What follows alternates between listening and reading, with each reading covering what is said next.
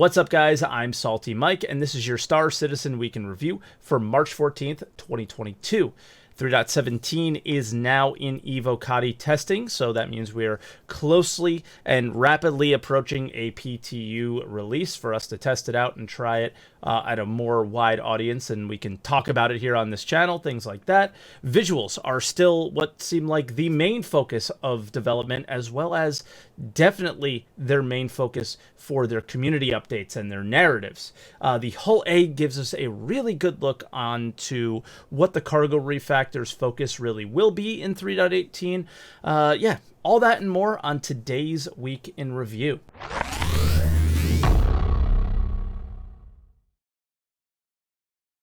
And as always, if this is your first week in review, this is where I take all of the official Star Citizen news each week, put it into one video, and share my opinions in there. I also live stream on Twitch. If you guys haven't checked it out yet, twitch.tv/SaltEMike every day but Monday, so I can get this video out to you guys starting at 6:30 a.m. Eastern Time. And of course, I do have a channel called SaltEMike too. You guys can check it out up there in the top right. It's where I kind of watch other content creators in the Star Citizen space, share my opinions on their videos. I'd love to do more live stream highlights and maybe reviews of products, things like that on the channel. But as I find more time, I'll try to add more to that channel. So get subscribed, check it out if you guys haven't yet. And yeah, it was an incredibly busy week this week. No, it really wasn't. So we're jumping straight to video updates with Inside Star Citizen. And they started out with the Hull A featurette. And I think the most important question is what separates this cargo ship from other cargo ships with similar SCU carrying capabilities. It is designed for getting cargo on and off the ship as quick as possible. So all the cargo is external. It is the best size to amount of cargo ship in the game for new players wanting to get into it. It can be fully loaded and land planet side, or in hangars or in pads with all that cargo. So yeah, the only thing that really stands out here is that it feels like they're planning on giving this ship, as well as other ships like it, an edge for whatever cargo timers they plan to introduce with the refactor. So interesting thing to note, you know, where the Cutlass and the Freelancer may be much slower at cargo, you know, adding cargo than a small ship. Like it's not a lot of cargo, so how much of a factor is that really going to be? I have no idea. It just seems very weird, but we'll have to see its implementation come around in 3.18.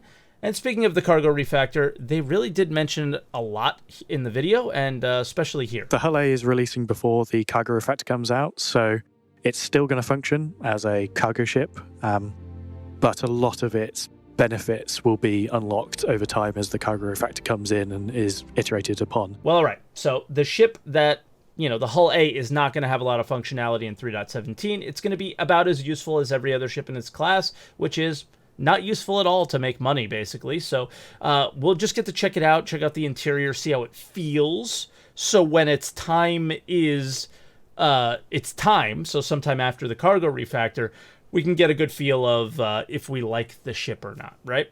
So that could be day one of the refactor, or it can be, you know, a year down the line.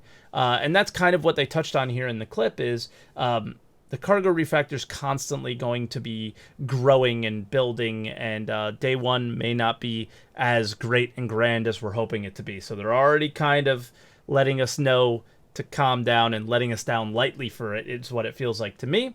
And then lastly, they sort of explain the point of the ship.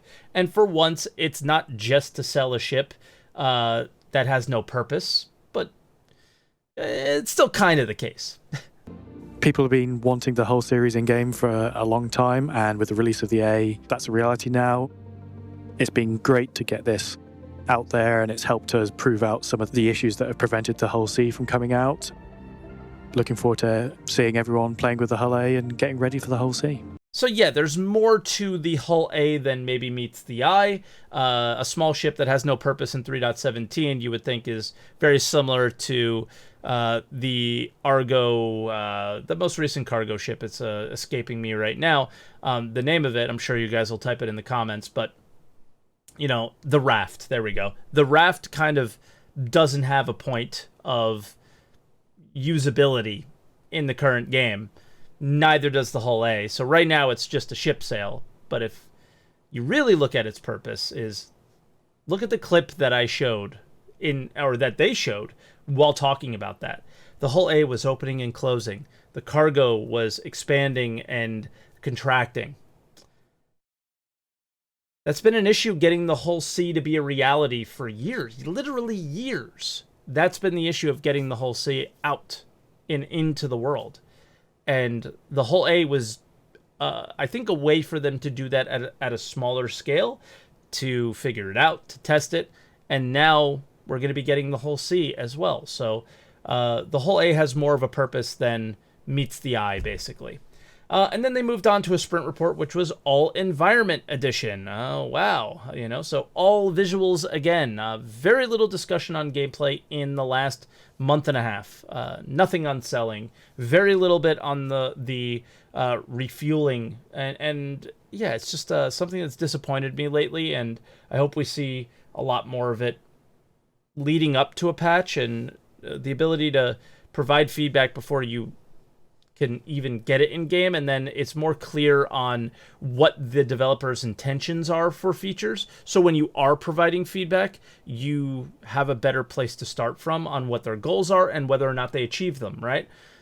That's really important. I'm tired of seeing what things look like. I want to hear about how things are supposed to work, so when they don't, I can let them know, right? That's one of the really important things for being a tester with the game, and the game being in an alpha state, is communication's really important, right? So moving on to the all environment edition of the sprint report, they started out with cloudscaping for Hurston. So we've seen them on Microtech. They clearly want to bring them to other planets and locations that are appropriate for clouds, and they're not sure if it's going to be in 3.17, but hey, they look pretty cool on Microtech. I'd be lying if I said I didn't want to see them on Hurston, right? I do want to see it more like smog-like, though, where kind of puffy clouds just don't seem right on a planet like Hurston. Then they showed Maria Pure of Heart, which, yeah, the Hurston Hospital looks amazing. It's probably my favorite location style, is that Hurston Business District style. It looks so awesome. Then they showed the Pyro Skybox, which is more work on that system, and large-scale points of interest, which is more Pyro stuff, but these, instead of just glancing over them, because I really don't think we're going to be getting Pyro this year, I do want to talk about this with you guys a little bit. They seem to be taking a very different approach to gas cloud Lagrange points in Pyro.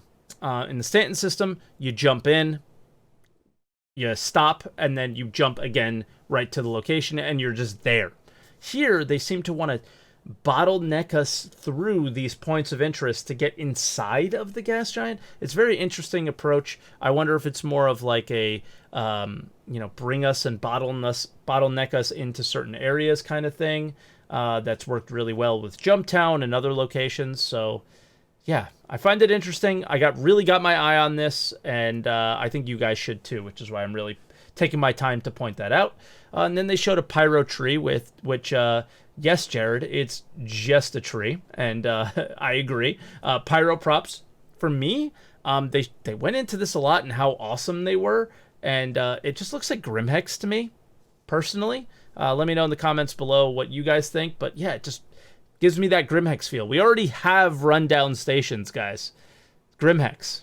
Pyroclinics, yeah, a more rundown version of what I've already seen at Grimhex for a clinic, right? It's very similar. Outpost work, they showed storage tanks, lights, wells, which I think is cool because we eventually are going to have these in our own hands. So wells and extracting water of some kind might be cool. And then for me, the garden module is everything. I think people that know me and more about my personal life is me and my wife are really into gardening, but we're not allowed to garden where we live. So being able to do it in the game would be really cool. And just so you guys know, like everything I do in my life, why I'm here at 11 p.m. at night, where I would normally go to sleep at 8 p.m., 9 p.m., is because everything I'm doing is to work towards a place where I can afford, so I can have a garden and do the things in my real life that I really want to do. Derelict outpost. This is something that's really cool. It may not seem like it, but this is something I think is important to point out too, and it's showing the shift that the Montreal team is really starting they're really well oiled, it feels like.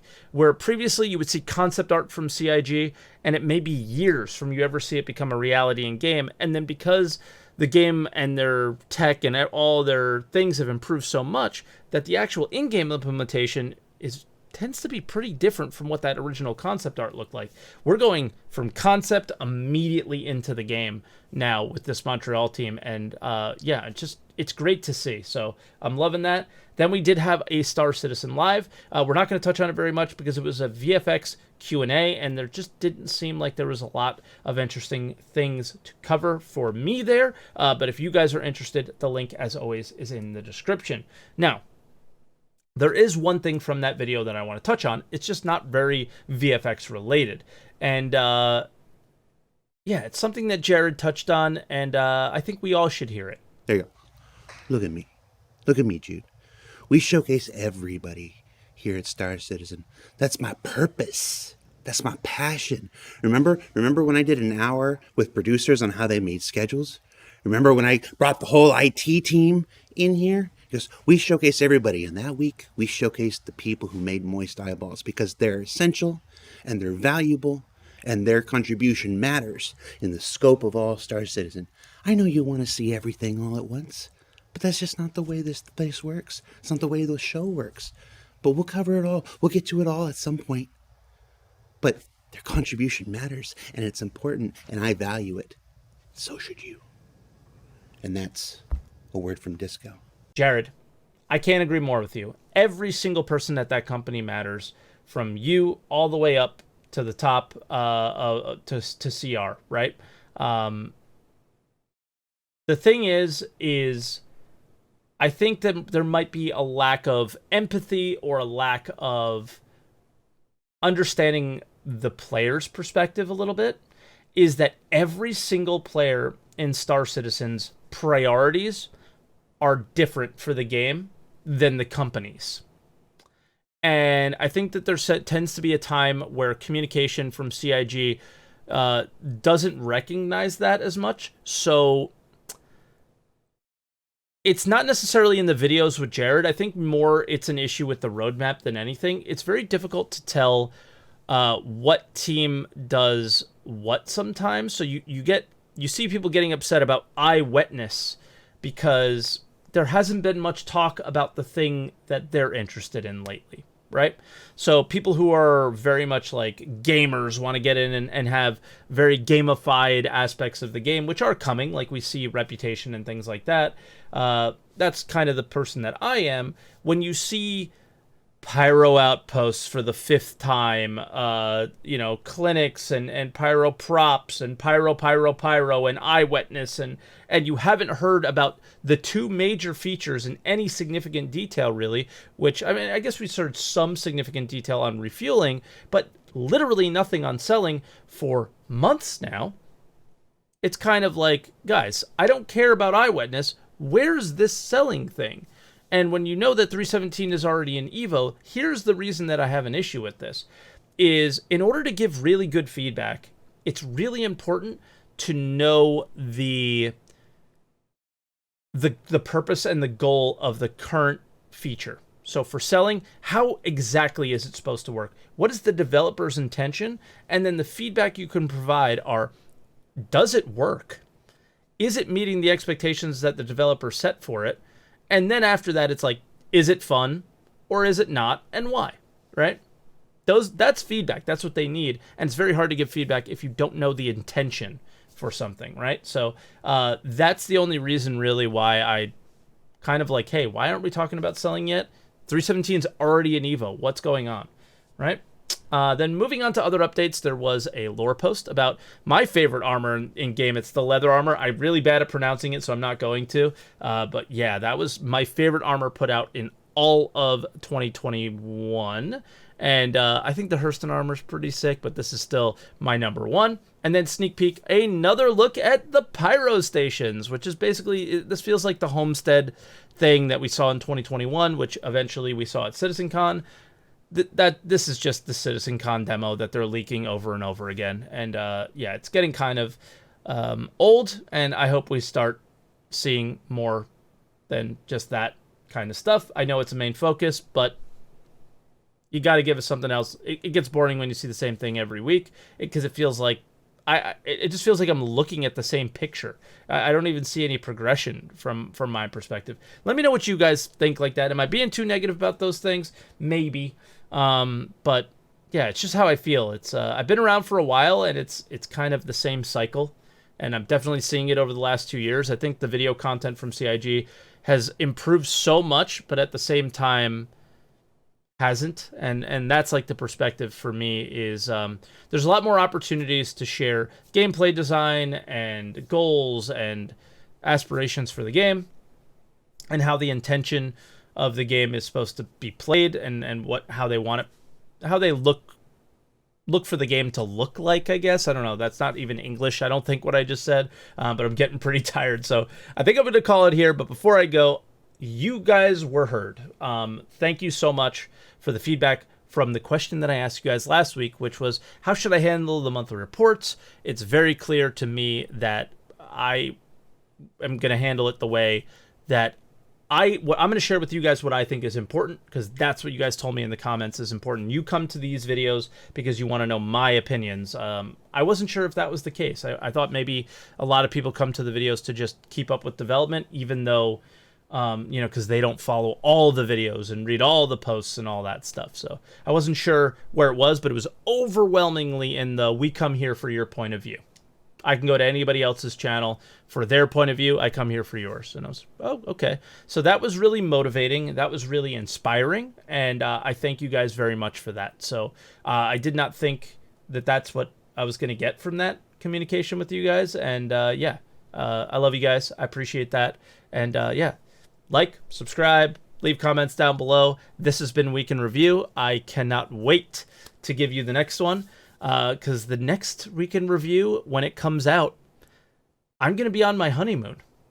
So I got married 2 years ago, and I haven't been able to go on my honeymoon yet.